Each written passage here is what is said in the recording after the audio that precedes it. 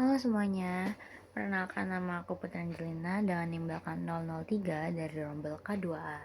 Di sini aku akan membahas tentang praktikum literasi kompleksometri. Jadi tujuan dari praktikum ini adalah untuk menentukan konsentrasi ion logam dalam sampel melalui reaksi kompleks yang terjadi antara ion logam dengan EDTA atau EDTA. Dengan cara ini kita bisa mengetahui kadar ion logam secara kuantitatif.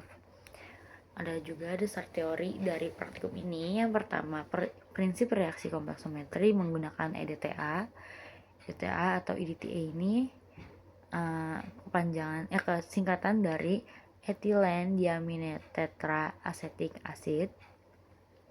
Ini tuh senyawa yang bisa mengikat ion logam dan membentuk kompleks yang stabil. Reaksi ini terjadi dengan perbandingan stoikiometri tertentu sehingga jumlah EDTA yang dipakai akan sebanding dengan jumlah ion logam dalam sampel. Terus yang kedua itu ada juga fungsi indikator Eriochromblacti atau EBT atau EBT. Ini fungsinya sebagai indikator warna yang membantu kita melihat titik akhir titrasi. Terus ada juga perubahan warna saat titik akhir titrasi itu ketika kita menambahkan EDTA sedikit demi sedikit. EDTA akan merebut ion logam dari EBT. Setelah semua ion logam terikat dengan EDTA, warna larutan akan berubah dari merah anggur menjadi biru jernih. Perubahan warna ini menunjukkan bahwa titrasinya telah selesai. Terus juga langkah-langkah pelaksanaan praktikum. Itu yang pertama, yang pasti adalah persiapan alat dan bahan.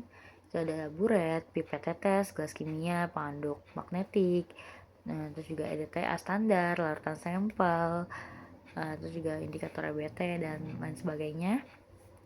Yang kedua itu penyiapan sampel, ada juga penambahan indikator.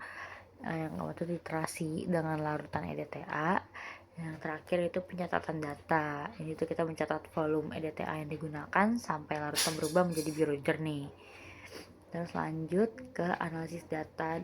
Jadi di praktikum ini setelah kita mencatat volume EDTA-nya yang digunakan, kita bisa menghitung konsentrasi ion logam dalam sampel menggunakan rumus mol EDTA sama dengan M dikali V, M besar ya.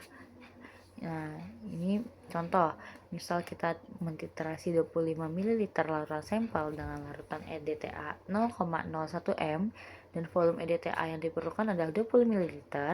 Yang pertama kan kita hitung dulu nih mol EDTA yang digunakan.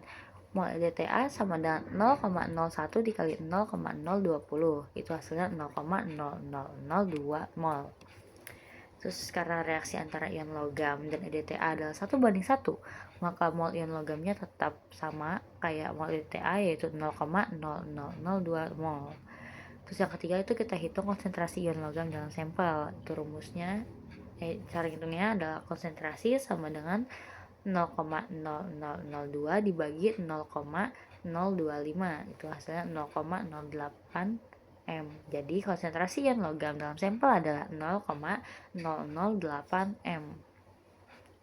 Untuk hasil yang diharapkan dari praktikum ini, secara visual, warna larutan berubah dari merah anggur ke biru jernih. Kalau secara kuantitatif, volume EDTA yang digunakan akan menunjukkan jumlah ion logam dalam sampel. Terus ada juga tips agar titrasi berjalan akurat. Yang pertama, menambahkan EDTA secara perlahan. Jadi kalau netesnya terlalu cepat, bisa aja kita tuh ngelewatin titik akhir titrasinya. Terus yang kedua itu perhatikan perubahan warna dengan teliti.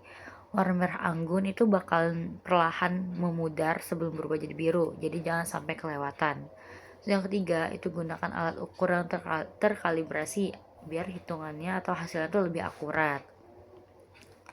Untuk keselamatan kerja di laboratorium itu basic aja, yang penting pakai APD kayak jas lab, sarung tangan, masker, dan kacamata pelindung. Dan jangan nyentuh larutan tanpa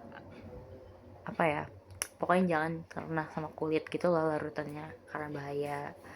Untuk refleksi pribadi dari saya sendiri, bagian yang paling sulit itu menentukan titik akhir titrasi karena perubahan warnanya bisa halus. Terus kesalahan yang mungkin terjadi dan cara menghindarinya itu, yang pertama kayak kesalahan menambahkan EDTA terlalu cepat. Itu kan bisa bikin over titrasi ya.